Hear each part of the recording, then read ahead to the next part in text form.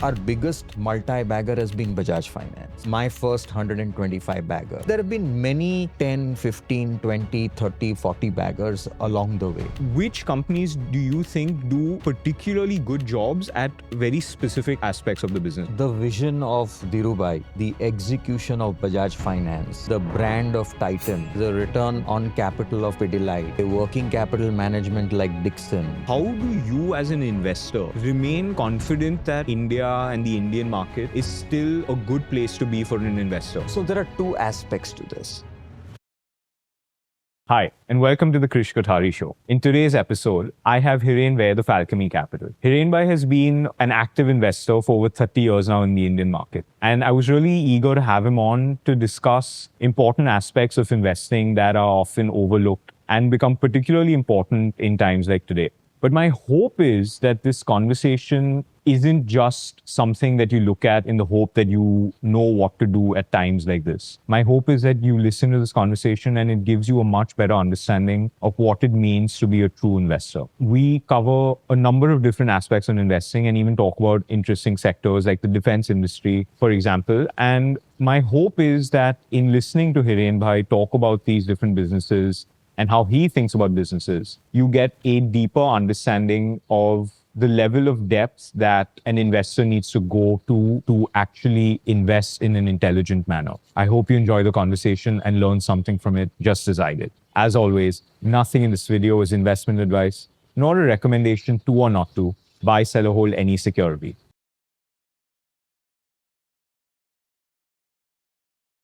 We're happy to partner with the Zerodha Media Network to bring you interesting content from the world of business and investing. So go ahead and like, subscribe, and hit the bell icon.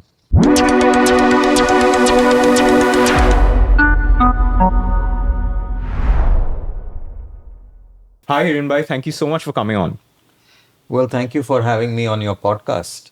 You know, I've always thought about what if you could, in theory, construct the perfect business? If I were to construct the ideal company, right, I would say the vision of Dhirubhai, I think he was a great visionary. I would say the execution of Bajaj Finance.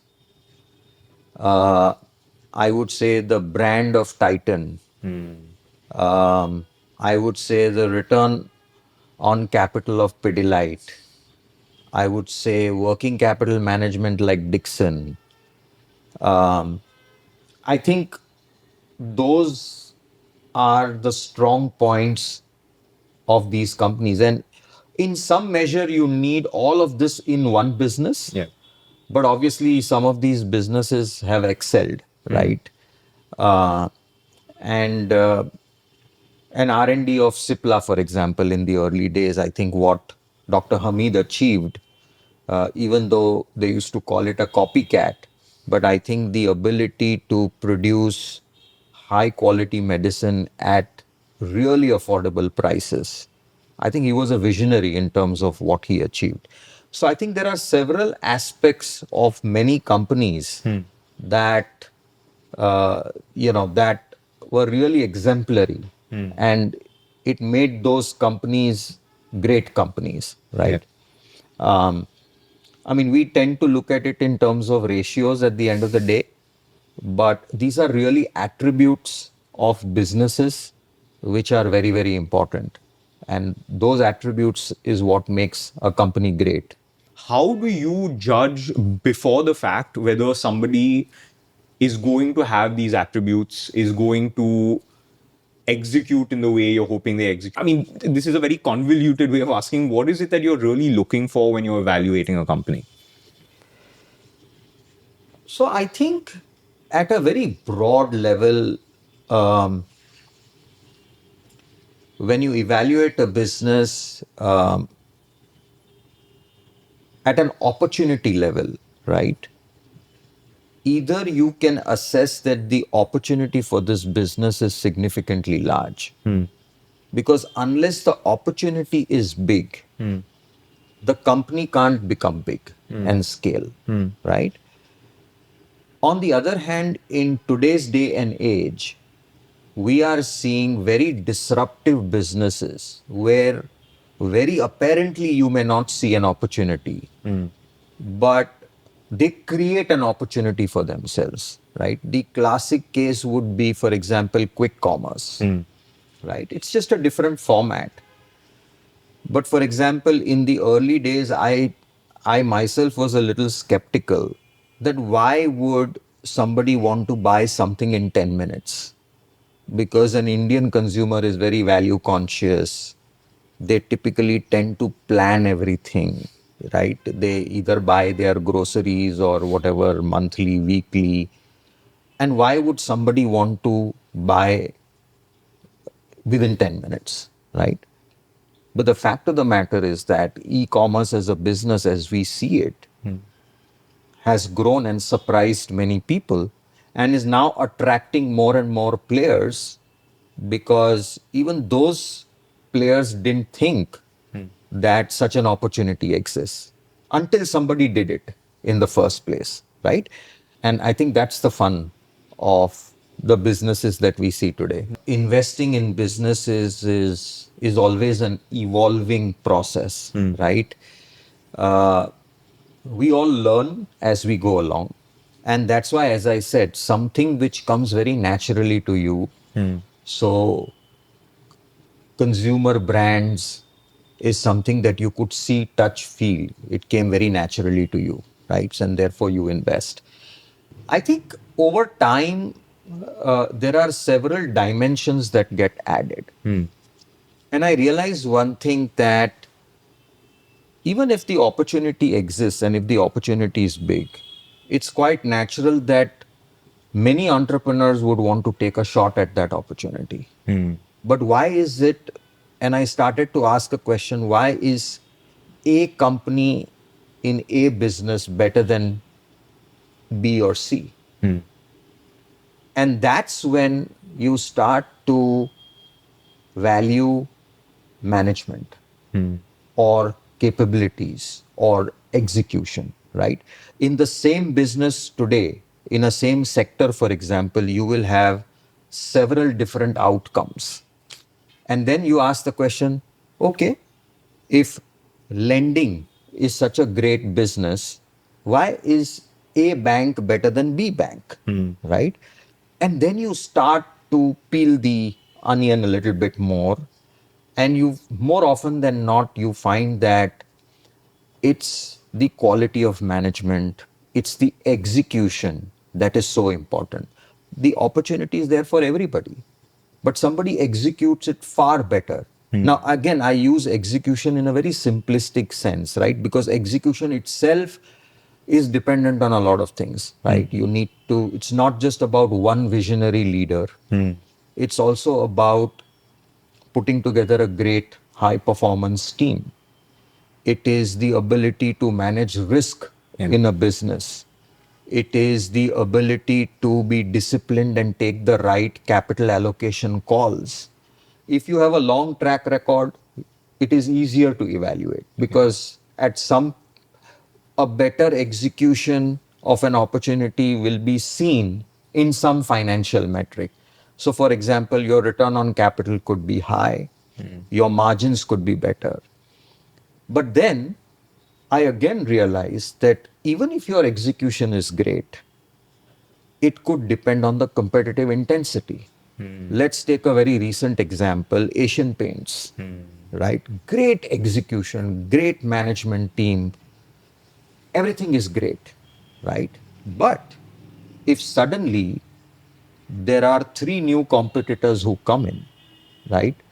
The business may not do as well in terms of outcomes. And it is nothing to do with the opportunity, it is nothing to do with the execution. And I realized this at a time when there was a period where Lever and PNG were fighting for dominance in the detergents market. Both had great brands, but both were playing a price game. And they were right. They were looking 10 years out. But as investors, we realized that nobody made money during that period of time, right? So we try to we try to assess a business in very simplistic terms, but then there are a lot of dimensions that come into play, right? Competitive intensity is one dimension. There could be external factors. Regulation could be another big factor. You may have a great business, everything may be great, but the regulatory environment may not be great for you. I have to look at competitive dynamics. I have to look at regulation. I have to look at the external environment. I have to look at technology disruption, right? Look at broking as an industry, right? I mean, Zerodha came and suddenly disrupted everybody, right? Or, for example, if you look at it globally, Netflix came and completely disrupted the way entertainment or media is consumed. And all the established players were scampering at that point in time. Now, every player has a streaming service, right? Every big media house has its own streaming service because that's one guy came and disrupted the whole market. So I think that evaluating a business is a constant journey. You are like on a treadmill. The moment you think you're going to be at a nice, easy pace and you've kind of figured out everything, and then something comes and hits you. This, so all this is really fascinating, and this is really the sort of main thing that I want to talk to you about. And I'm going to use a particular industry to dive deeper on this aspect of actually evaluating businesses, industries, and what does someone like you actually look at and think of when you're evaluating businesses and sectors. I want to use the defense industry in India as to sort of illustrate this point. The question I've always had with the defense sector, which is a sort of common criticism people have had of it over the years, is that, you basically have one client you can sell to. Correct. Terrible cash conversion cycles, all the standard things everybody has sort of, cried themselves hoarse saying. But despite all that, in specific phases, they have been exceptional investments. So my question to you is that as a person looking outside in, how do you look at a sector like that?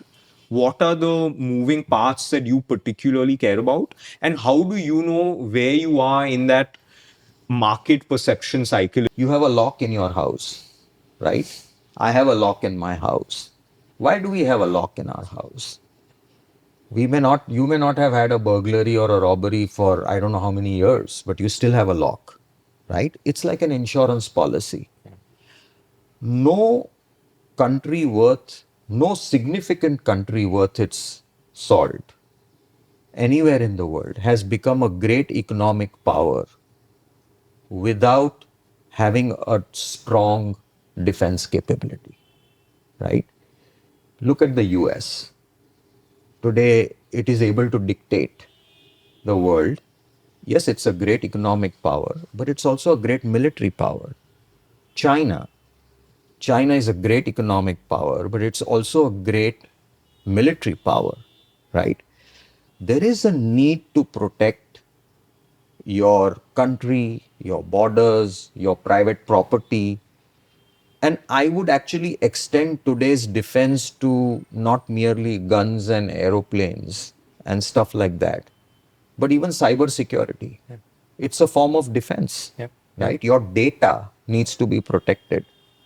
Um, your phone needs to have security. Your computer systems need to have security. So I think that the very concept of ownership of a country, land, property, data, money, is that you need to have the ability to secure it, right? And I think that we thought wars are over until we saw two wars recently, right? Because some of these, if you go back in history again, is that these territorial disputes have been festering for years. And there are years when nothing happens and you think that there is peace. But behind that, there is some historical dispute which has been simmering, and you require something that that gets Spark, that spark, right? Even simple internal problems. We've seen a lot of problems in Northeast, and I have not studied it very deeply, but I'm sure there is some historical context. Okay, this was my land, this was taken away from me, or these are my rights, these were taken away, and then suddenly somebody wants to fight for it again, and it happens over generations. So to make a point, it's a very important industry. But you are right. One of the problems is that you have only one customer, which is the government, because it is the government which has the responsibility of securing the border and keeping the country safe. We haven't given it to private contractors and said कि चलो ठीक है, आप security देख लो India का. Yeah. That's never going to happen, Yeah. right?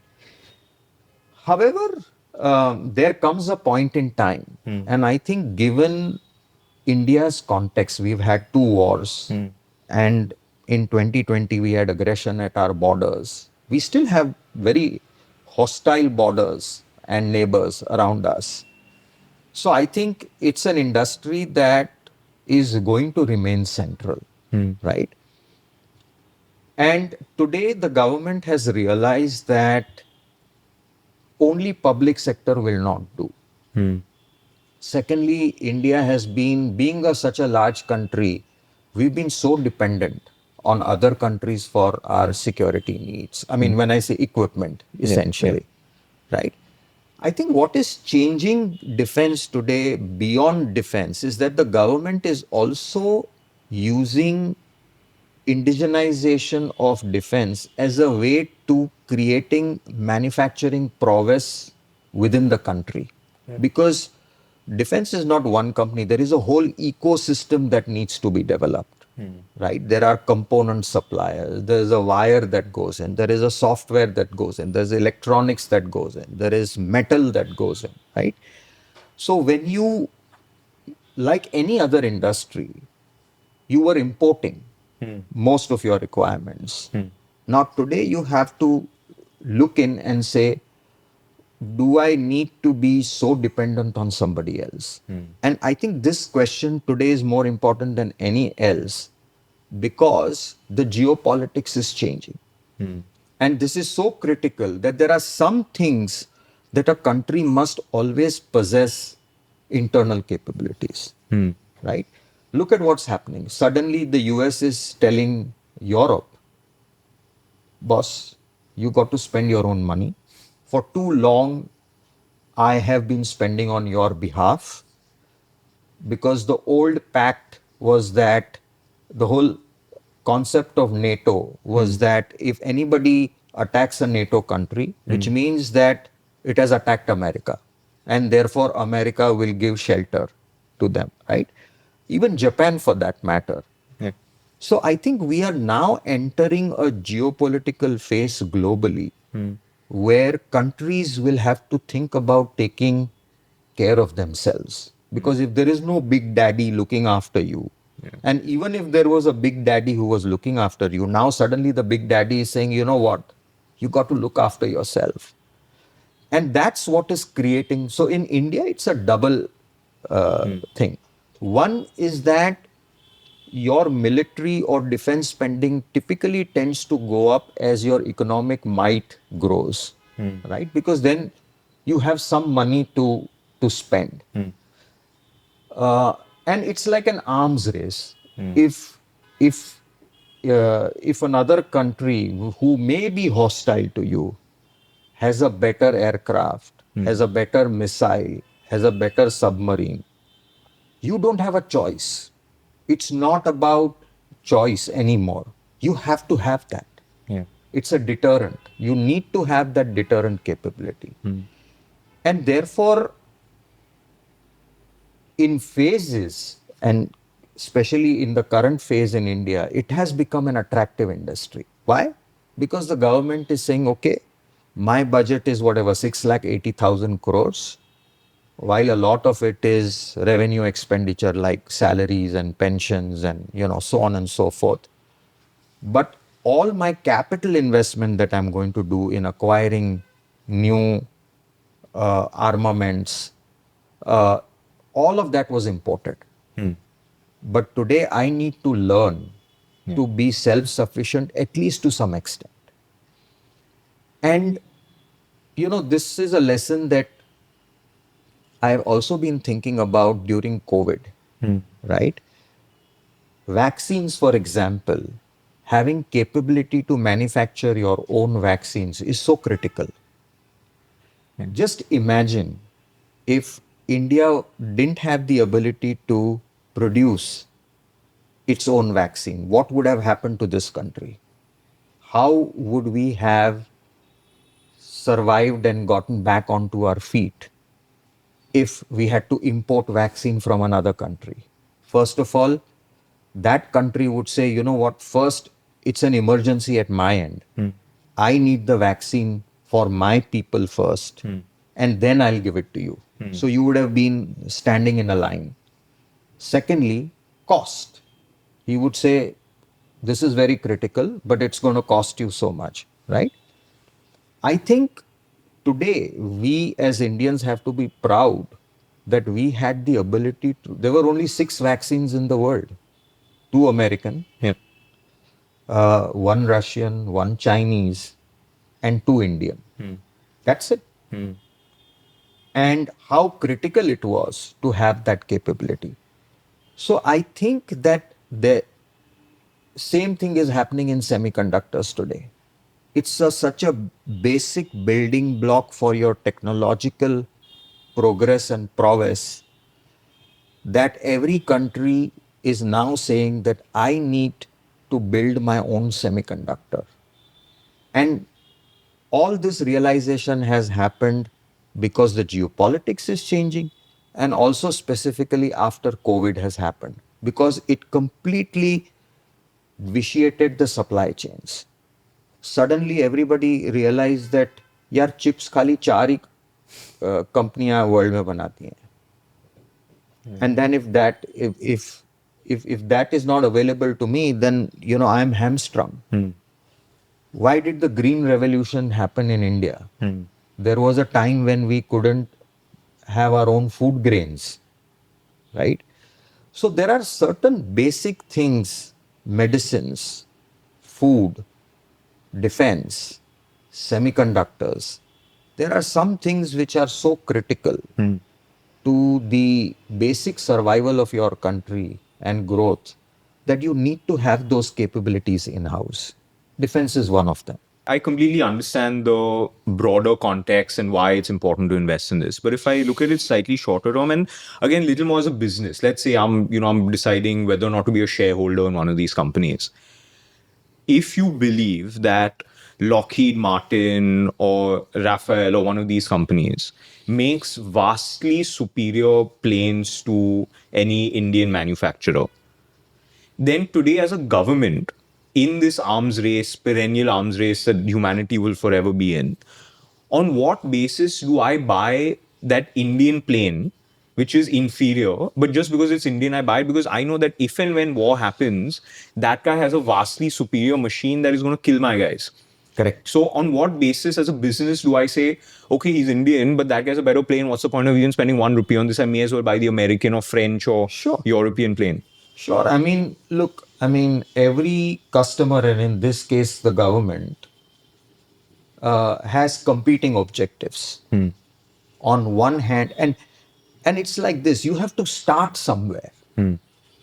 If you think that suddenly you're going to be making the best 6th generation aircraft in the world, it's not going to be possible, right? You have to start somewhere. And I think that as irrelevant as it may seem today, and as frustrating as it is today that we are even struggling after so many decades to even manufacture a 4th generation aircraft, when everybody is moved to the 6th generation aircraft, what's the point of making it here, right? But look, that, as I said, as an investor, I can decide not to participate in that because I can see that. But as a country, it is so strategic, right? So if somebody is getting an order to make that fourth generation aircraft and somebody can make money on it and make profits and cash flow on it, then so be it. Right?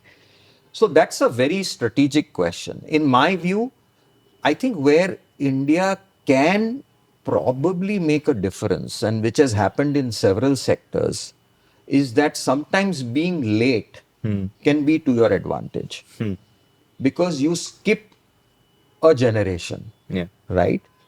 I think warfare is now moving towards unmanned aircraft. Warfare is moving to drones, and maybe India can catch up faster.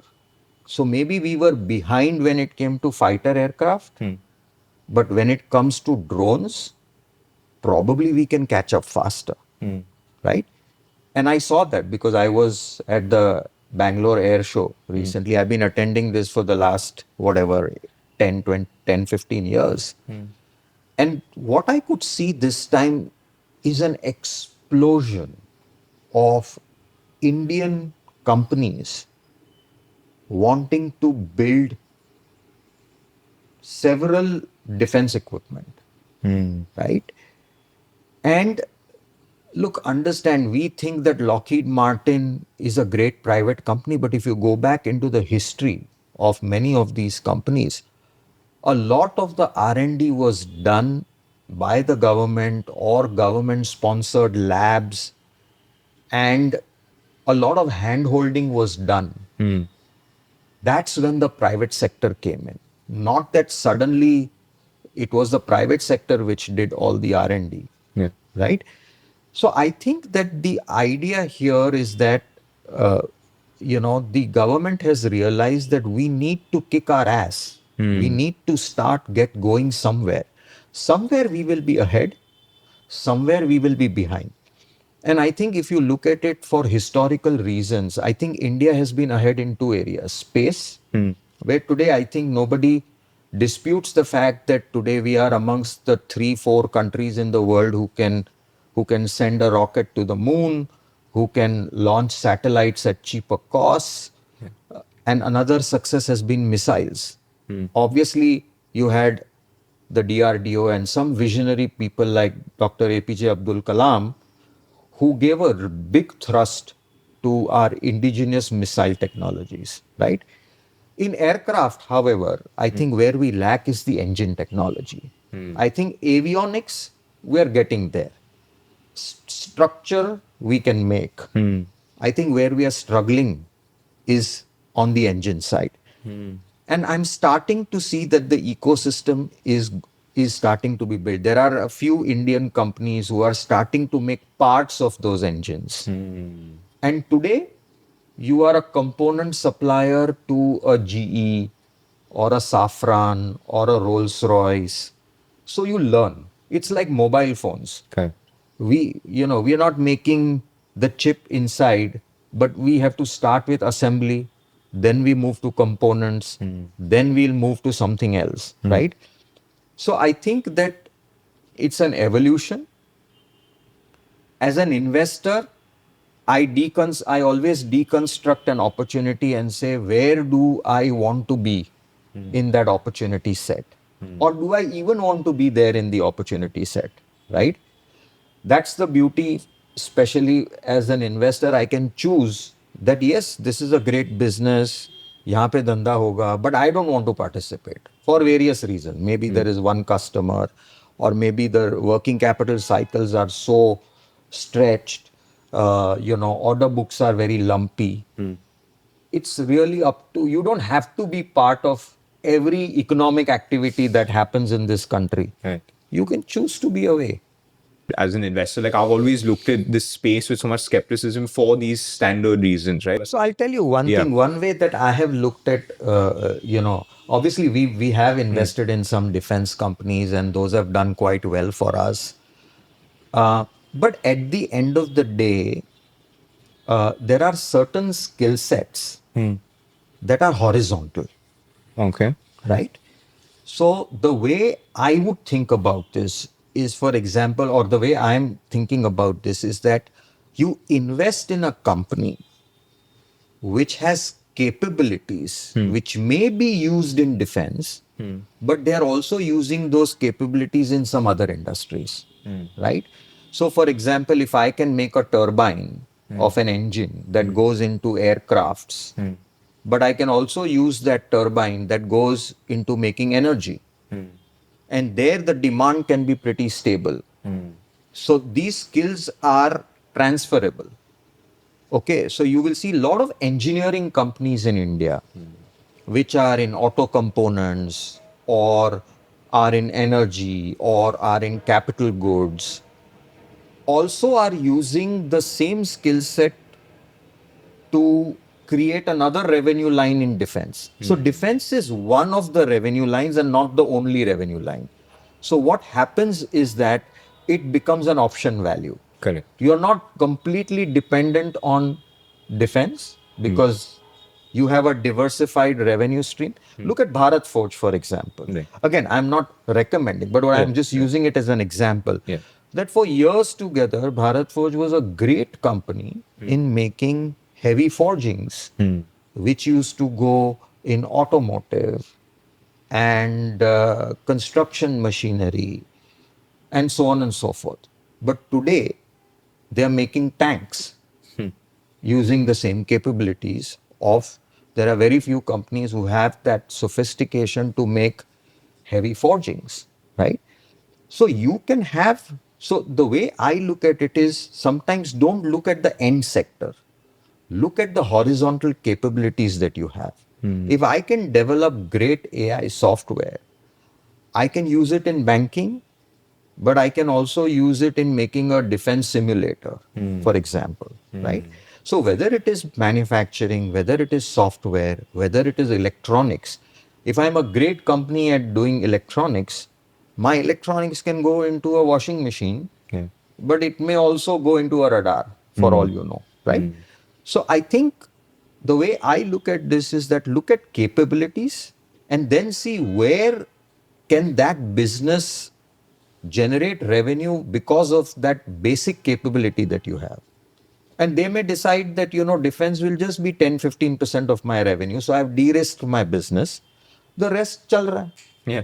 I remember once talking to someone who's sort of in the larger furniture space and for decades was just doing something related to furniture.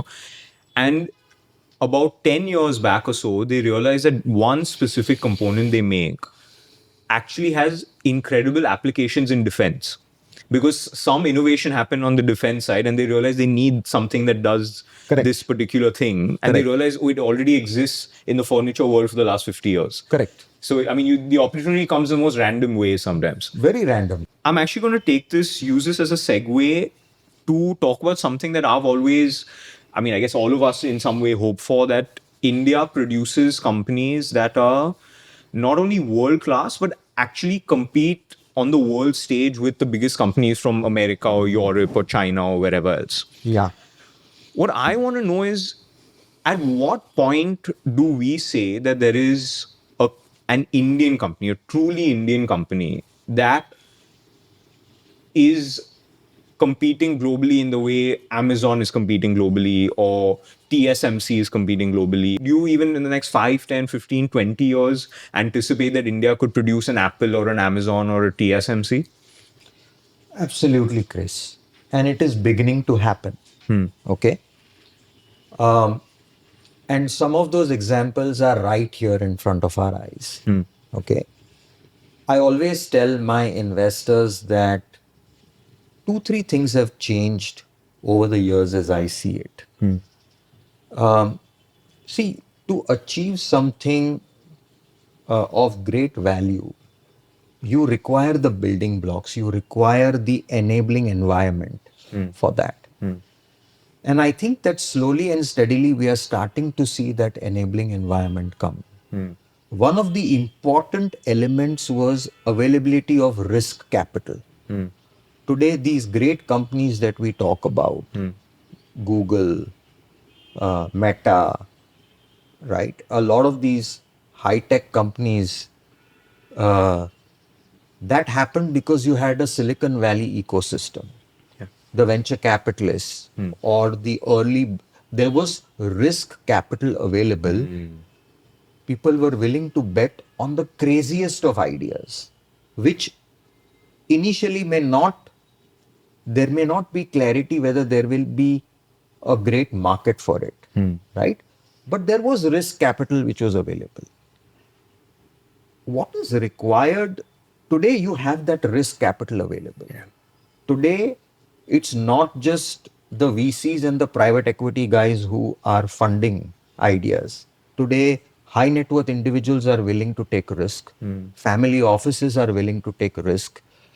And anybody and everybody is willing to take that risk. Why? Because they have seen great companies being built. And somewhere deep down, everybody thinks, yeah, can I invest in a company which will become a breakthrough company? That greed is there. That aspiration is there. So one is capital is available.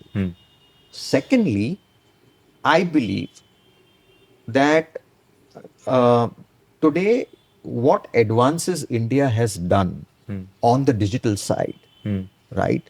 We've created this population scale, UPI, Aadhaar,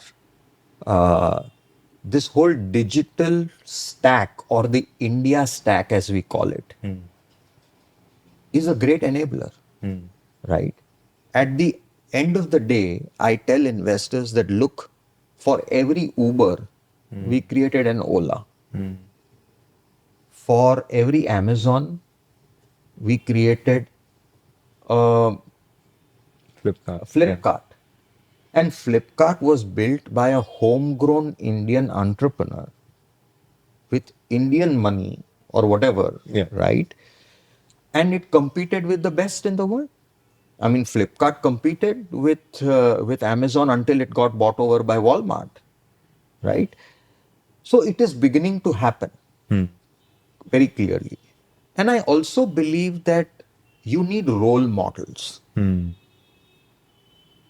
For example, for many industrialists, Dhirubhai was a role model because he went against the conventional grain. He fought the system and he created global scale businesses and assets. And that kindled lot of people to say, yeah, today Dhirubhai what a visionary he was. He created something. So entrepreneurs need successful role models. Today, if you ask any youngster, he wants to become like Elon Musk. Elon Musk, however crazy he may be, but he's a role model, which inspires a lot of people to say, I mean, I want to do something like what he did, right? So I think it will happen in India because the younger generation and the new entrepreneurs are seeing these role models. That somebody is seeing that how can you create a 1 trillion market cap company if it has happened, which means it is possible. And that's what you require. You require somebody to dream and somebody to follow. So you had so many business people who have achieved a lot of things. And I tell people that, this is alive and kicking. I tell them, why is it that the best food delivery company did not come from the house of Tatas or Ambanis or Mahindras or any of the existing big business houses? Do you think they did not have the capital? Do you think they didn't have the brand? Do you think they couldn't hire the smartest people? But Zomato was not built by any of these business houses. Zomato was built by an entrepreneur, Indian entrepreneur, who was a first generation entrepreneur. A Paytm was built by a first generation entrepreneur. Right? I mean, you had all the banks in India. You think they didn't have the money to build a payment app? But nobody did. It was an Indian entrepreneur like Vijay Shekhar Sharma who built that. Or you have So I think it is beginning to happen. And you required a few things. I think today India also has a big market. The fact that today 1 billion people are connected on the phone is a big ecosystem, which is today a reality, which was not there probably 10 years ago. So if you want to start a online business or a business where you are wanting to connect with the consumer, and today it's so easy because everybody has a smartphone, that enabling environment is available today. Yeah. Today you have the tech stack, the basics have been put in place. Yeah. Now you build an app, a business case on top of that Yeah. digital Yeah. tech stack that you have. Now it's your ingenuity of what problem are you willing to solve, what business case can you figure out, right?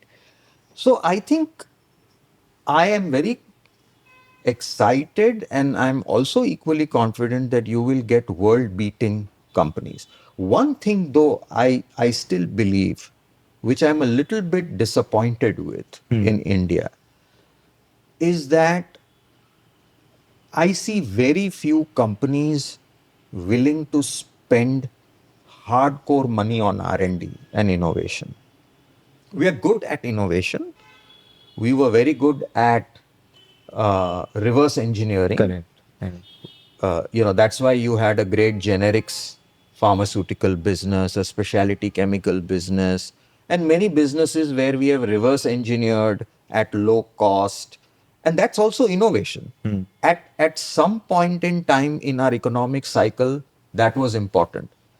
But if you want to build world beating companies, Yeah. then you have to do R&D at a very basic stage. And that's where I think there are a few companies who are doing that, but you need that collaboration with academia, with labs, and companies should be willing to spend on R&D to create something. Otherwise, we will be very good at copycats. We will be very good at reverse engineering, and there's nothing wrong with it. But if we have that aspiration, and I think today uh, we are seeing those role models. Yeah. Zerodha is a great role model. Dipinder Goyal is a great role model. A lot of these people were great role models. So you need role models and you need a ecosystem. So I think you have risk capital, you have access to technology, you have role models. It'll happen. Yeah. It's fascinating that you've sort of spoken a lot of risk capital and the importance of that. And I think Bezos, in what is his last public interview, his single point attribution for America's success in terms of developing these incredible, innovative companies was effectively unlimited risk capital. There were Correct. people who were willing to blow up billions just in that 0.001% chance that something incredible comes out of it. And which nobody else can, right? And nobody else, even if they wanted to, they couldn't. They just didn't have the resources. But I think, in fact, in some ways, the more important point was actually the last thing you said, which is that we have to go from this mindset of we shouldn't be creating Flipkarts that are versions of Amazons. We should be creating Amazon itself. Correct. And I think that was really my question, that when do we make the Amazon? When do we make the Amazon and Uber instead of the Flipkart and the Ola? Do you think we're well on our way to achieving that as well? I see the first sparks of that beginning to happen, right? Um, I mean, we do a lot of private investing personally, and a little bit we do for clients. And I'm seeing some great entrepreneurs do some great work, right? As I said, the spark has started. It has to become a flame, and ultimately, I'm quite confident that in the next 10, 15 years, you will see world-beating ideas and Indian companies coming out of this, and not just copying business models that have been successful elsewhere. Right. I was on your company's website, and the flagship fund, which started close to 25 years back, and I was seeing the sort of returns that for every rupee invested on day one, you have roughly 80 to 85 rupees today. So 85, let's call it 85x over less than 25 years, which is, I mean, an insane return. The real question I have is that, do we need to buy 85 baggers to overall make 85x? No. First of all, you will never even know when you buy a company that will become an 80 bagger or a 100 bagger or a 10 bagger, right? At least I have not known anything that you can say, ki, this will be an X bagger. You know, we started in 2002, and our oldest strategy, incidentally, delivered 22% compounding over 22 years. This was like 2 months ago. Now markets have fallen, so maybe it would have come down a little bit. But that's a 22% compounding, right? But that's a portfolio, so it has many companies in it. And therefore, have there been companies which have been, I think our biggest multi-bagger has been Bajaj Finance, which we invested in 2010 when the market cap was hardly 1400 crores. And it's been my first 125 bagger, right? So not just 80, but 125. But there have been many 10, 15, 20, 30, 40 baggers along the way, right? But Chris, you never know on day one. So the way I like to draw an analogy is that, like, it's the first question you asked, right? You have to see a few elements of that, right? And those elements are things like a great business opportunity, a good management team, a good visionary leader. And then you watch these businesses over time, how they execute. And yes, maybe few years into after investing, you do get a sense in your gut that no, this is the guy who I think I want to back to the hilt, right? Because they have all the right elements that are required to be successful. But as I also told you, that a lot of other things have to fall into place. For example, the external environment. You may be a great guy, but if the external environment for your business, you know, in several industries, we've had a lost decade, believe you me, right? So you don't know. You may be a great business, great executor, but you have a lost decade and nothing can happen. So sometimes things can fall into place. I'll give you one example, which has again been a multi-bagger for us, right? Is a company called Tata Elxsi that we invested in. This was again in 2014 or 15, we invested, right? No, there are dime and dozen software companies which were there, right? But the real turning point for Elxsi came when the whole EV trend started globally, right?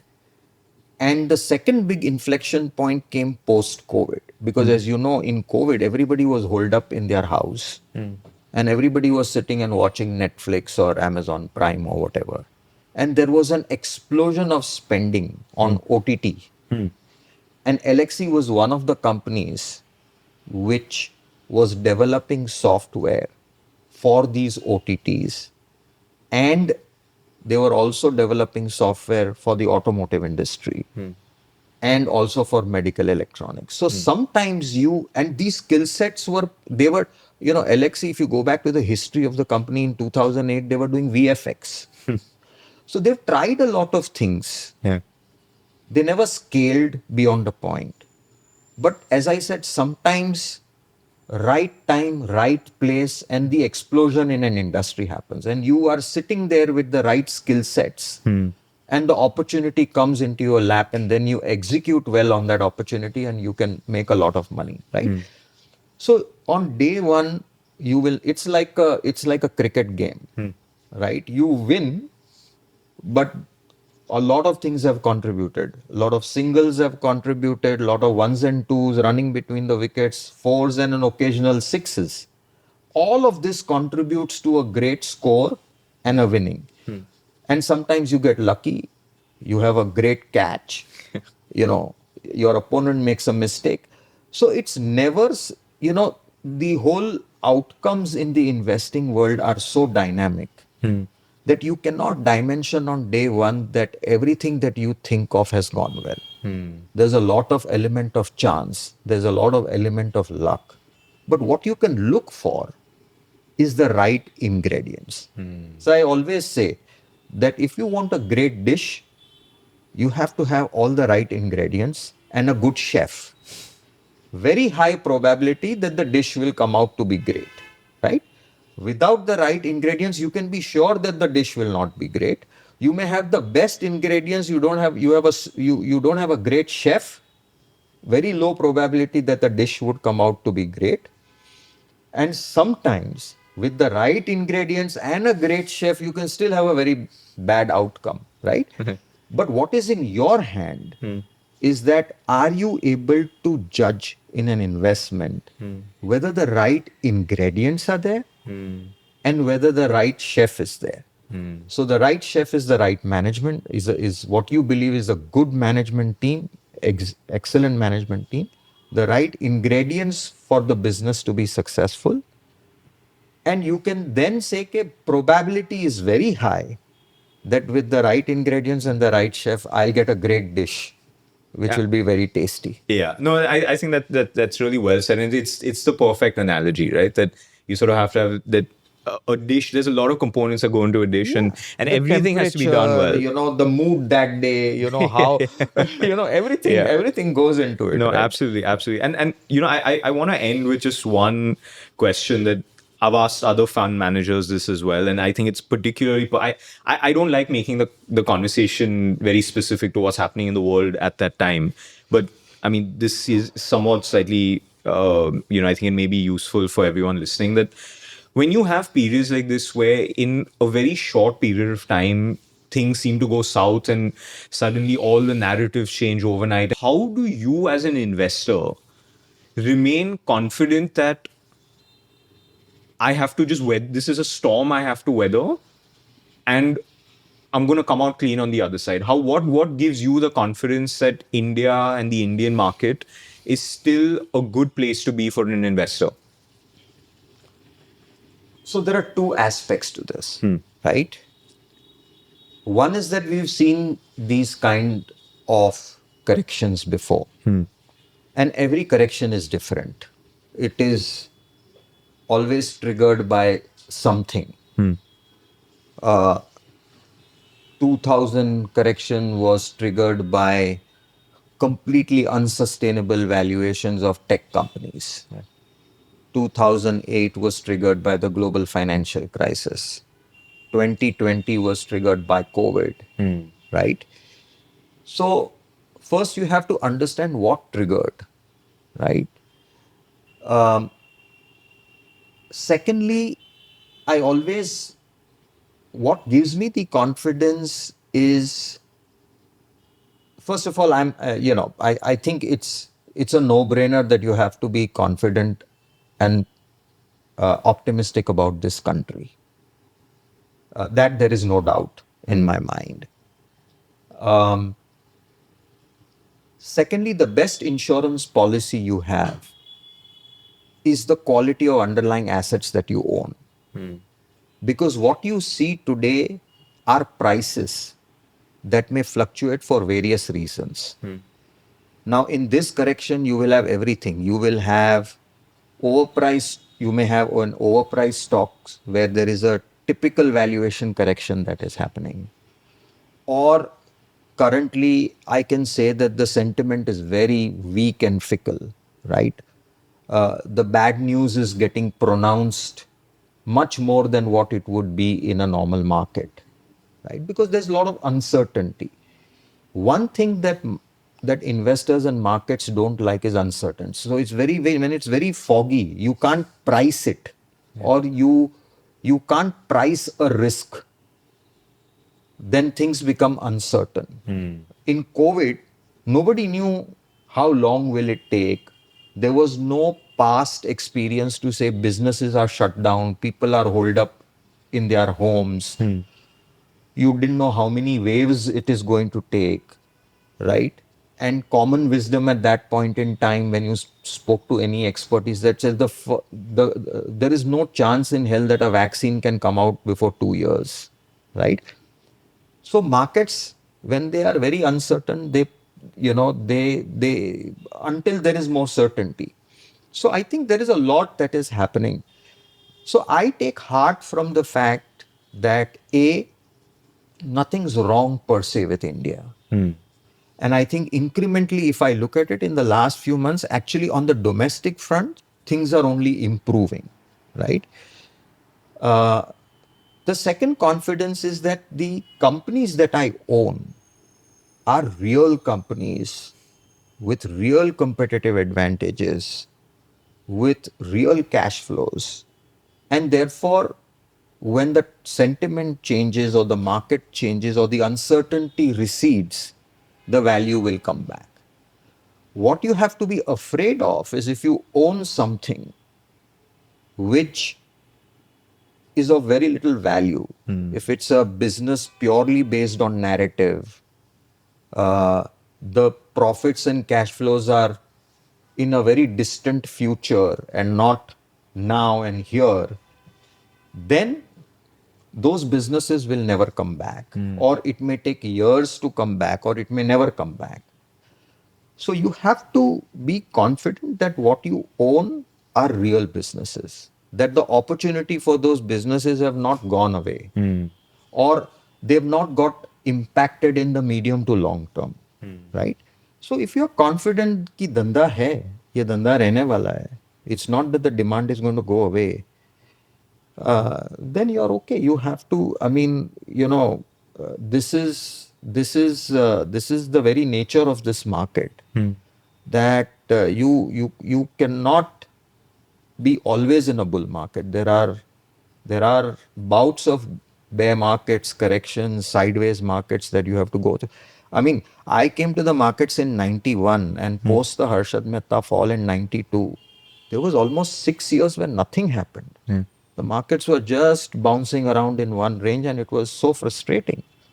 But even in those times, there were businesses which compounded very well, right?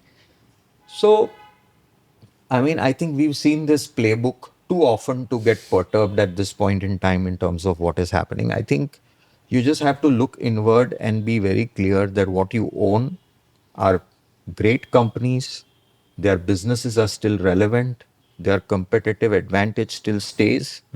And then when things turn around, the value will come back.